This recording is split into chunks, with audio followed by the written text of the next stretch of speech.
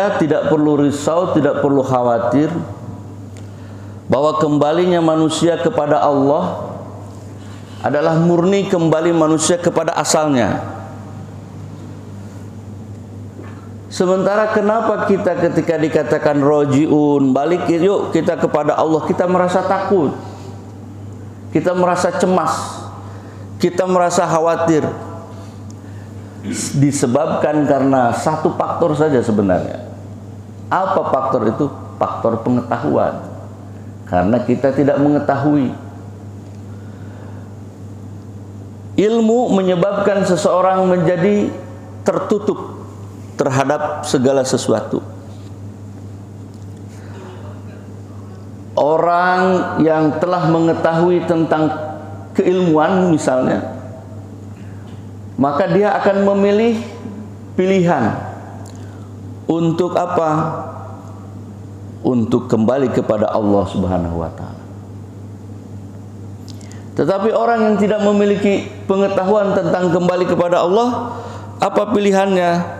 Maka mereka memilih untuk hidup 1000 tahun. Jadi minta kepada Allah. Orang-orang yang tidak beriman kepada Allah itu apa? Umur yang panjang. Sehingga dalam surah Al-Baqarah halaman ke-15 ayat ke-94 Allah mengingatkan, "Qul in kanat lakumud darul akhirah indallahi khalisatan min dunin nasi fatamannawul mauta in kuntum ta'lamun." Katakanlah wahai Muhammad kepada orang-orang yang menganggap dirinya lebih mulia, lebih hebat disebabkan karena berbagai faktor. Jika negeri akhirat itu di sisi Allah itu khusus untuk dirimu saja, bukan untuk orang lain, maka mintalah kematian jika kamu orang-orang yang benar. Jadi ayat ini turun tatkala Rasulullah Muhammad SAW diabaikan oleh orang-orang Yahudi dan Nasrani karena mereka merasa dirinya lebih baik, lebih selamat dengan ajaran dan apa yang sudah mereka miliki itu, mereka akan lebih bisa sampai kepada Allah dengan lebih selamat. Maka tantangannya itu, kalau benar, mintalah kematian itu. Oleh karena itu orang-orang yang beriman kepada Allah tidak akan pernah merasa takut, cemas dan gelisah terhadap kematian itu. Kenapa? Karena kematian itu adalah perjumpaan dengan yang dirindukan, kembali kepada Allah Subhanahu wa ta'ala. Jadi ilmu tentang kematian itu murni dimiliki oleh orang-orang yang beriman kepada Allah. Gak perlu takut. Apa ayat berikutnya dinyatakan, wala yatamannahu abadan bima qaddamat aydihim wallahu alimun bidzalimin. Mereka tidak akan menginginkan kematian itu sama sekali. Kenapa? Rupanya mereka ingat karena dosa-dosa yang telah dilakukan oleh tangan-tangan mereka, dan Allah Maha mengetahui orang-orang yang zalim. Lalu bagaimana karakteristik orang-orang itu? Wala tajidannahum akhrasan nasi ala haya. Mereka itu sungguh orang-orang yang kepada kehidupan itu tamak. Itu tadi sampai ke yang namanya umur, kalau perlu mereka 1000 tahun. Diperbaiki DNA itu supaya apa? Supaya panjang umur. Dicari, bahkan ada namanya bank jasad. Orang-orang kaya itu punya bank jasad. Nanti kalau aku mati, tolonglah titip jasad ini. Nanti kalau suatu saat nanti ada pengetahuan ilmu yang bisa menghidupkan, tolong hidupkan. Jadi saking tidak yakinnya kepada kehidupan akhirat, maka mereka tetap mempertahankan kehidupan dunia itu.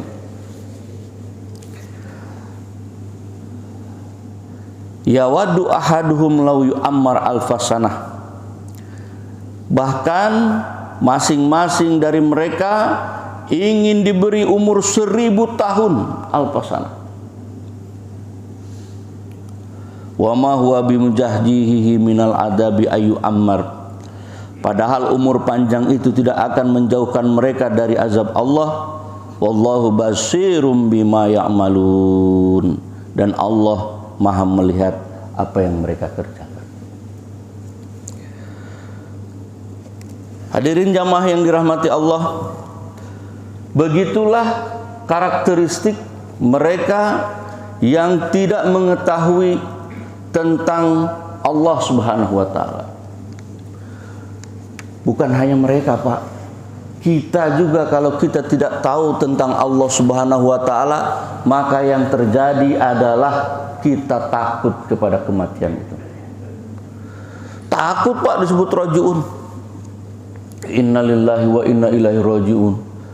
Kita ucapkan hanya untuk orang lain. Untuk kita, oh nanti dulu. Rajiun yuk, oh enggak, nanti aja. Masih banyak urusan, masih banyak utang, masih banyak dosa, masih banyak menghitung kita. Nanti aja meninggalnya.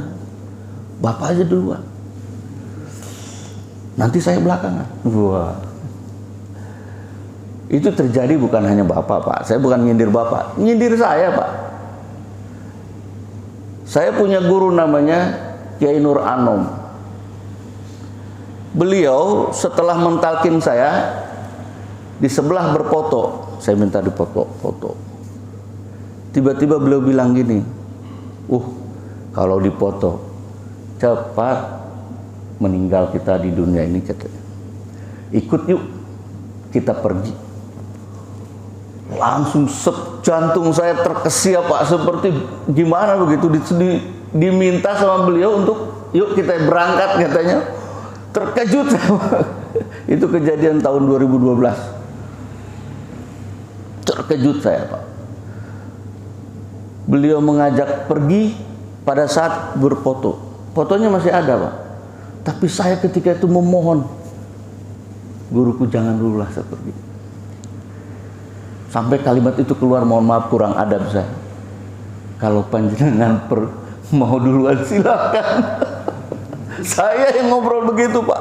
Nggak sopan saya. Dan memang kemudian 2 minggu setelah peristiwa itu beliau wafat dulu. Tapi murid-murid yang lain bilang, kamu ini bodoh, ya. Kalau ikut sama beliau selamat langsung, kan? Karena kebersihan jiwanya, kebersihan ruhnya kita pun ikut gerbang-gerbang itu.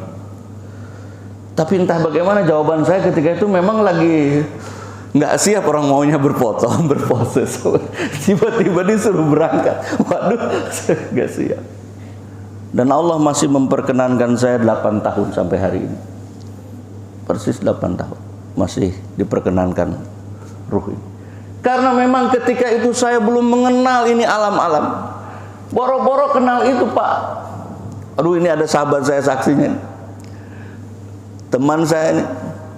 Saya memang kita dari sejak kecil memang pesantren, tapi begitu kuliah di Jakarta, masuk Batam, ya sebagaimana orang biasa, Pak, nggak memiliki pengetahuan yang begitu dalam.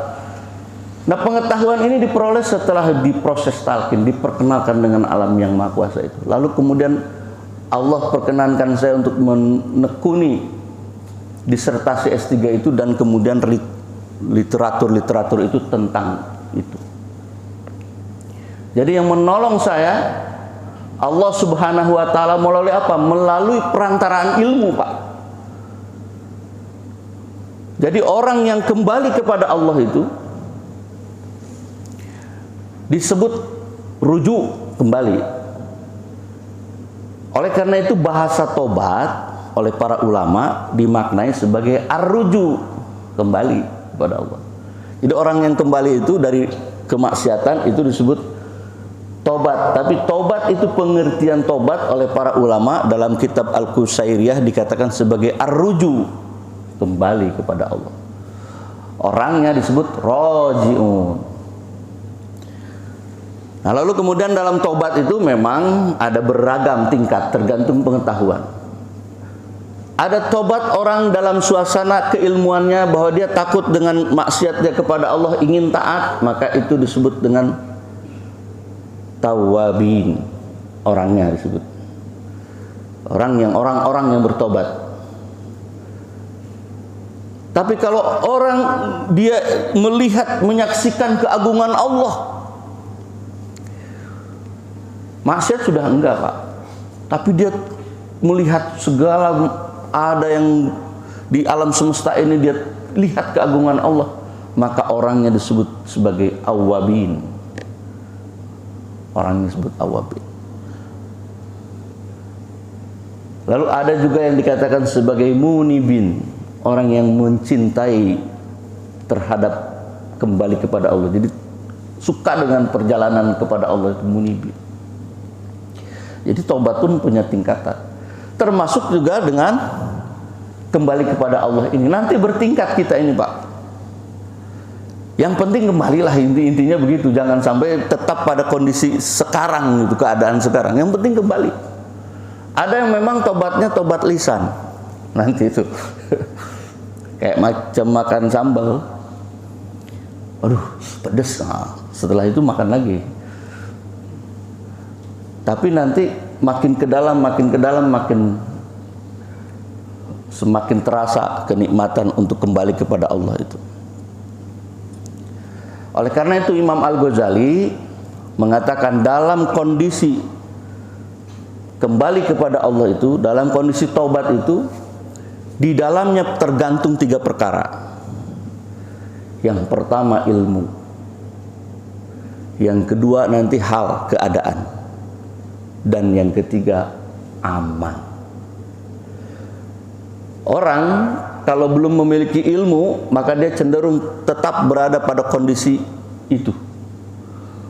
Kalau dia sedang maksiat, ya maksiat aja dia terus dilakukan sama dia. Kenapa? Karena tidak ada pengetahuan, tidak ada yang memberikan cahaya. Tapi kalau sudah tahu ilmunya, maka biasanya keadaannya akan berubah, halnya. Dia akan geser tuh. Setelah halnya terbentuk, maka kemudian muncul amalnya. Oleh karena itu, di majelis ini, di masjid ini, kita menerapkan itu. Pertama, keilmuan kita buka.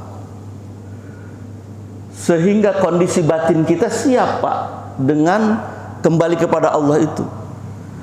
Jadi ilmunya kita berikan, kita ungkapkan keilmuan. Setelah keilmuannya diungkapkan, kondisi batin kita siap, maka kita amalkan. Amalnya itu malam minggu. Nah, malam minggu itu kita mulai bangun pagi untuk melawan hawa nafsu tidur. Bangun pagi, kalau perlu lebih pagi. Minggu yang akan datang kita upayakan lebih pagi datang. Jam 2 misalnya, jam 2 malam sudah di sini. Untuk apa? Untuk amaliyah kita yang lebih banyak lagi. Oh, kan nggak mempengaruhi banyak sedikit. Bukan mempengaruhi atau tidak. Ini sudah ketinggalan kereta, Pak. Amal baik kita itu sedikit kalau kita ukur, sudah sangat sedikit. Maka di akhir-akhir, di penghujung ini harus agak ngebut sedikit. Papiru ilallah, kata Syekh Amin Al-Qudri, harus berlari kepada Allah itu. Kenapa? Karena dulu bukan berlari, larinya kita mundur ke belakang, menjauh ke Allah. Nah sekarang ketika kita melihat yang maha itu, untuk kita ingin kembali kepada Allah, maka kita harus berlari, mengejar ketertinggalan kita di masa lalu. Kita hebat nggak jam 2 bangun? Enggak hebat, Pak, kita. Kenapa? Karena para sahabat begitu Isya sudah mulai ngebut dia. Utsman bin Affan itu ba'da Isya sampai subuh. Syekh Abdul Qadir Al-Jailani itu ulama setelah periode sahabat 500 tahun setelah itu, ibadahnya ya sholat subuh itu dengan wudhunya sholat Isya, nggak batal-batal terus. Lah kita kan diupayakan ya jam 2 bangun, itu pun baru mau rencana aja. Pasti baru mau. Entah ada entah enggak nanti yang hadir kan gitu. Kalau mulai jam 2.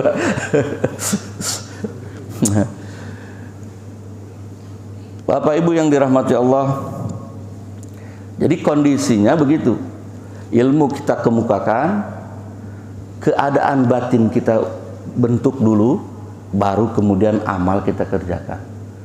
Sehingga kita kokoh dalam mengerjakan itu. Ada rasa khusyuk kita, ada keinginan kita benar-benar ingin kondisi rojiun itu ada, kembali kepada Allah itu terasa. Dan mudah-mudahan berlanjut Pak. Nggak apa-apa yang awalnya hampir setengah baris, kemudian mengecil. Yang penting ada Pak. Jangan begitu datang sendiri pulang.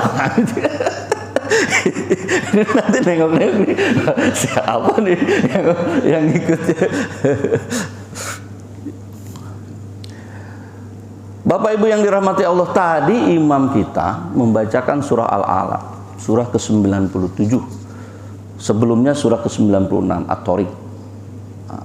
Setelah itu beliau baca, ya sebelum sebelum Al-Alaq itu At-Tariq 96, 97 Al-Alaq, 98 Al-Ghasyiyah. Dalam surah ke-97 ada yang perlu kita cermati. Di situ ada satu kalimat,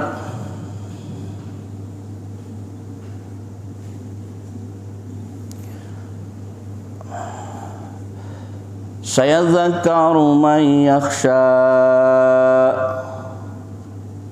Orang yang takut kepada Allah akan mendapat pelajaran. Sayadzakkaru man yakhsha. Orang yang takut kepada Allah akan mendapat pelajaran.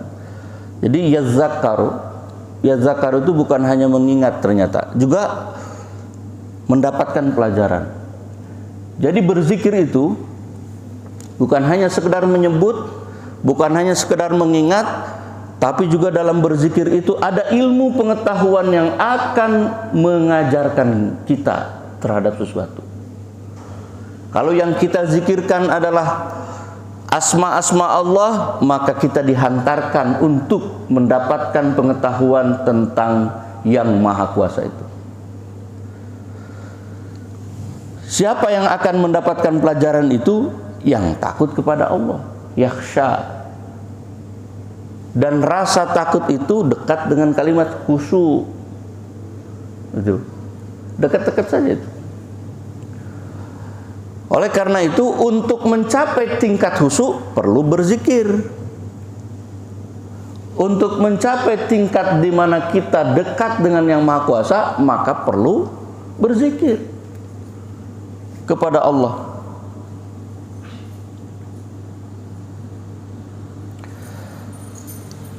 Lawan dari zikir adalah ghaflah, lupa.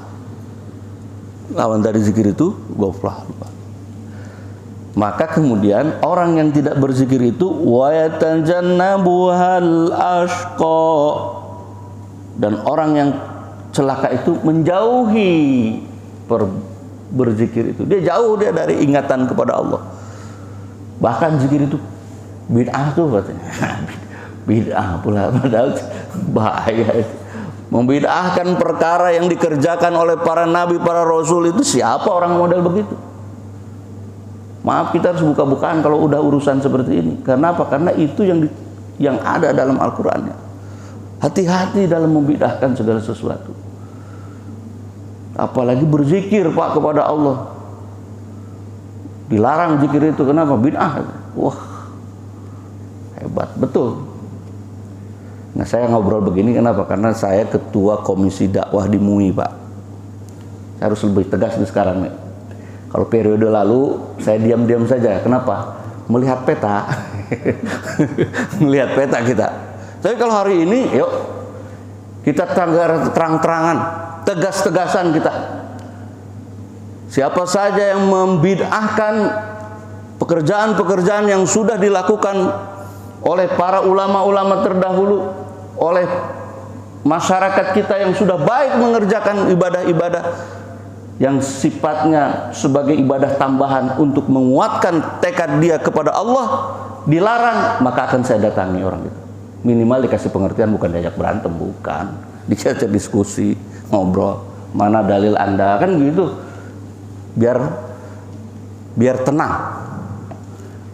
Kalau mau menghukumi harus hati-hati, karena hukum itu harus memiliki, karena hukum itu berkonsekuensi gitu saja.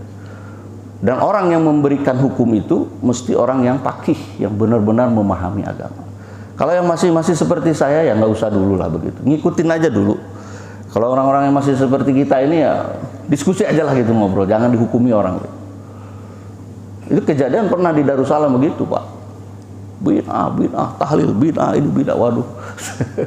Saya datangi, kayak waktu itu saya pengurus. Saya datangi, saya nasihati, saya diskusi sama mereka. Wa yatajannabuhal ashqa, dan orang yang celaka akan menjauhinya. Nah, masa depan orang ini sudah oleh Allah diberitahu. Alladzi yaslan naral kubra, yang akan memasuki api neraka yang besar. Bukan kata saya, baca surat Al-A'la saja. Masuk dia ke dalam api neraka. Di dalam itu gimana? Summa la yamutu fiha wa la yahya. Dalam api neraka itu mati enggak, hidup juga enggak. Jadi kondisi neraka itu begitu.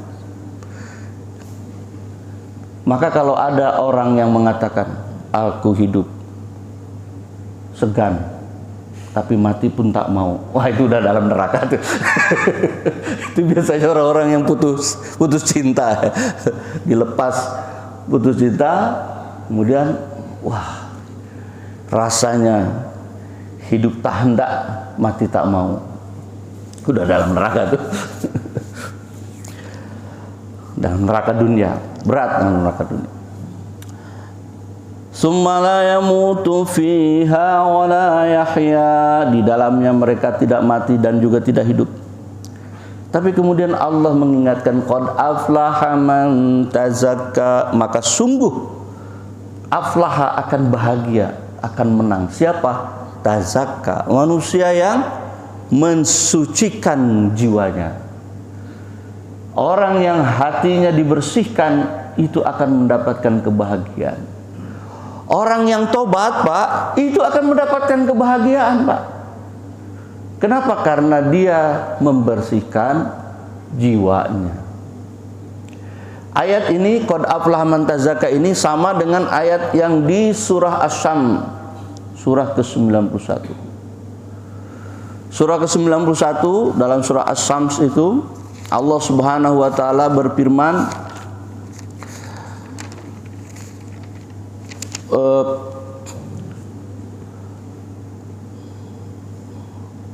fa'alhamaha fujuraha wa taqwaha qad aflaha man zakkaha wa qad khaba man dassaha. Dan diilhamkan ke dalam jiwa manusia itu dua perkara, fujuraha wa taqwaha, kejahatan dan ketakwaan.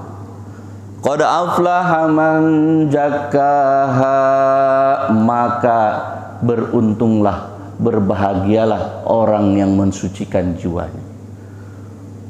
Wa qad khaba man dassaha, dan rugilah, menderitalah, susahlah orang yang mengotori jiwanya. Jadi perkara pembersihan jiwa ini, tazkiyah ini adalah perkara yang utama untuk mencapai rojiun kita yang sempurna. Kembali kita kepada Allah dengan sempurna, bersihkan jiwa kita. Untuk mendapatkan kebahagiaan dunia akhirat, bersihkan jiwa kita. Untuk mencapai ketenangan dalam kehidupan, bersihkan jiwa kita. Jadi kunci, dia puncak. Sebagaimana doa Nabi Ibrahim alaihissalam. Apa doa Nabi Ibrahim? Dalam surah Al-Baqarah, Nabi Ibrahim berdoa, Yang pertama doanya, Rabbana waj'alna muslimaini laka wa min dzurriyyatina ummatan muslimatan lak. Ya Allah, jadikanlah kami berdua. Ketika itu beliau bersama dengan Ismail. Di mana beliau berdiri ketika itu? Berdiri di depan Ka'bah. Ayat sebelumnya, wa ijarfa'u Ibrahimul qawa'ida minal baiti wa Ismail. Ingatlah ketika Ibrahim beserta Ismail meninggikan Ka'bah. Dan dia berdoa kepada Allah. Kenapa? Rabbana taqabbal minna innaka antas samiul alim. Karena dia yakin Allah Maha mendengar, Maha mengijabah doa-doanya. Doa yang pertama, Rabbana waj'alna muslimaini laka wa min dzurriyyatina ummatan muslimatan lak. Ya Allah, jadikanlah kami berdua hamba-hambamu yang berserah diri kepadamu. Muslimaini laka, dua orang yang berserah diri kepada Engkau. Lalu siapa lagi yang didoakan? Wa min dzurriyyatina ummatan muslimatan lak. Yang didoakan kita-kita ini, dzurriyyatin, anak cucu keturunannya. Untuk menjadi apa? Untuk menjadi orang-orang yang berserah diri kepada Allah. Wa arina manasikana wa tub alaina innaka antat tawwabur rahim. Dan ajarilah kami bagaimana manasik. Kalau dalam haji manasik. Tapi sebenarnya manasik itu juga maknanya ibadah, tata cara ibadah. Mohon diajari. Sekelas Nabi Ibrahim minta petunjuk Pak kepada Allah untuk beribadah kepada Allah itu. Tata caranya yang benar, diminta petunjuk untuk beribadah. Kalau kita kan enggak, mentabrak aja beginilah kira-kira sholat itu. Enggak ada panduan. Maka kemudian yang ketemu apa? Karena enggak ada panduan ya muter-muter aja, enggak kemana-mana. Pertama panduan kita nemu di jalan. Sering ikut ya, nemu di buku. Nggak minta petunjuk kepada Allah, nggak konfirmasi. Kan kalau kita misalnya di gurun, orang gurun Afghanistan, kita mau kembali ke markas, ya kan harus sinyalnya harus nyambung, sehingga ketemu petanya di mana nih, kemana nih, nyantol dia. Kalau kita kan menganggap biasa aja perjalanan ini kan di dunia ini kan sebentar aja kan. Panjang Pak perjalanan di dunia ini. Dunia ini memang tempat kita berlabuh sebentar. Kata Nabi seperti orang yang sedang dalam perjalanan berteduh di pohon. Dunia itu begitu. Kalau orang Jawa bilang numpang ngombe katanya. Cuman sekedar beristirahat begitu. Setelah itu perjalanan dilanjut Pak. Masuk kita nanti ke alam barzah. Apa alam barzah? Alam penantian. Lalu setelah di alam barzah kita menanti sampai kiamat datang, kiamat kubro datang, kemudian nanti dibangkitkan kita. Di mana dibangkitkan itu? Disebut mahsyar. Setelah di mahsyar, masuk kita ke episode berikutnya. Manusia berbondong-bondong mendatangi para nabi, memohon kepada mereka untuk syafaat. Tak ada satupun yang dapat memberikan syafaat kecuali Nabi kita Muhammad SAW. Orang yang mendapatkan syafaat kemudian baru dipersilahkan untuk minum di telaga Al-Kautsar, telaga Haud. Dan setelah itu dahaga kita hilang. Barulah kemudian kita mengikuti jembatan Shiratal Mustaqim, sirat. Disitulah ditimbang mereka yang amal perbuatannya banyak, timbangannya baik, maka selamatlah dia. Mereka yang amal perbuatannya sedikit, kejahatannya lebih banyak, maka dicuci dulu Pak. Ahlussunnah wal Jamaah meyakini bahwa orang-orang yang banyak dosanya tapi masih memiliki keimanan sedikit, maka dia akan dicuci dulu, baru kemudian setelah bersih masukkan ke dalam surganya Allah. Tapi kalau yang lain, wah langsung semua masuk, begitu dosa sedikit masuk. Nah, itu akan bertabrakan dengan pemahaman kulli bani Adam khata'. Setiap anak Adam itu memiliki dosa kesalahan. Wa khairul khata'inat tawabin. Sebaik-baiknya orang yang berbuat salah, sebaik-baiknya orang yang berbuat dosa adalah bertobat kepada Allah. Nah, kalau sudah begini, pertanyaan saya, kalau ingat kepada Allah adalah perbuatan baik, lupa kepada Allah baik apa buruk? Maksiat atau tidak? Lupa kita kepada Allah maksiat apa tidak? Lupa kita kepada Allah maksiat, Pak. Kalau mengingat Allah pahala, kalau mengingat Allah membersihkan jiwa kita, maka melupakan Allah mengotori jiwa kita, Pak. Oleh karena itu, untuk bertobat kembali kepada Allah dalam kelalaian dan lupa ini, maka Rasulullah SAW membimbing kita semua. Kepada para sahabat, Rasulullah dengan halus mengatakan, jadidu imanakum. Wahai para sahabatku, perbaharuilah imanmu. Oh, Rasulullah begitu. Jadidu imanakum, perbaharui. Sahabat bertanya, kaifa yujadidu imanana ya Rasulullah? Bagaimana caranya memperbaharui keimanan kami itu ya Rasulullah? Maka Rasulullah berkata, bikasrati la ilaha illallah. Dengan banyak-banyak berzikir la ilaha illallah. Bapak Ibu yang dirahmati Allah, mari kita langsung amalkan, kita praktikkan untuk berzikir kepada Allah pada pagi hari ini. Bismillahirrahmanirrahim. Ila hadratin Nabil Mustafa Muhammadin sallallahu alaihi wasallam wa ala alihi wa azwaji wa auladi wa dzurriyyati wa ali baiti ajmain. Shallallahul Fatihah. A'udzu billahi minasy syaithanir rajim. Bismillahirrahmanirrahim. Alhamdulillahi rabbil alamin arrahmanir rahim maliki yaumiddin. Iyyaka na'budu wa iyyaka nasta'in ihdinas siratal mustaqim. Siratal ladzina an'amta 'alaihim ghairil maghdubi 'alaihim waladdallin. Astaghfirullahal ghafurur rahim. Astaghfirullahal ghafurur rahim. Astaghfirullahal ghafurur rahim. Allahumma shalli ala sayyidina Muhammadin nabiyil ummi wa ala alihi washabihi wasallim. Allahumma shalli ala sayyidina Muhammadin nabiyil ummi wa ala alihi washabihi wasallim. Allahumma shalli ala sayyidina Muhammadin nabiyil ummi wa ala alihi washabihi wasallim. Ilahi antal maksudi wa ridhaka matlubi, atini mahabbataka wa ma'rifataka. La ilaha illallah.